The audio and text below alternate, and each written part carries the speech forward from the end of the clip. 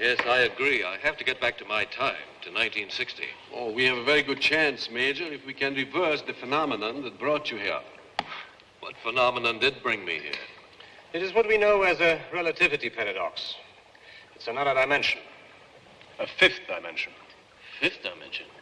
Professor Borman's principle of gravitation propulsion brought it about. By 1970, it became the standard system used to travel to the planets at the speed of light. Speed of light? I thought 10,000 miles an hour was fast. Yes, but there is a pitfall in the system. At speeds approaching that of light, it is possible to break the time lock.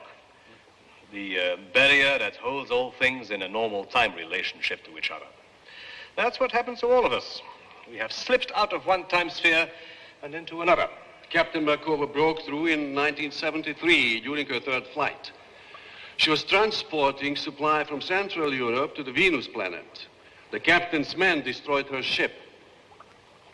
It happened to Cruiser and I years later. We had returned to Earth on an observation flight in 1994. Our ship crashed. 1994? But the speed I approached in the X-80 was nowhere near the speed of light. That may be. But it was just enough to create certain mathematical conditions. Let me show you.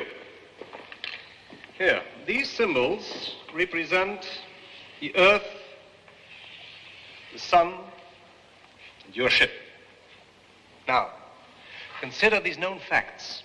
The Earth is rotating at 1,000 miles per hour, but it is also revolving in orbit around the Sun at 66,000 miles per hour. Time, as we know it, is relative to these movements.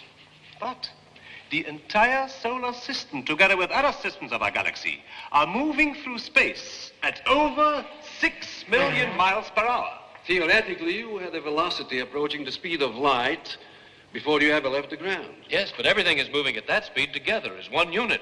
The air, the Earth, according to the law of gravity. Time is not affected by the laws of gravity. This is what happened to you. At some point during your high-speed flight, you approached escape velocity, 25,000 miles per hour.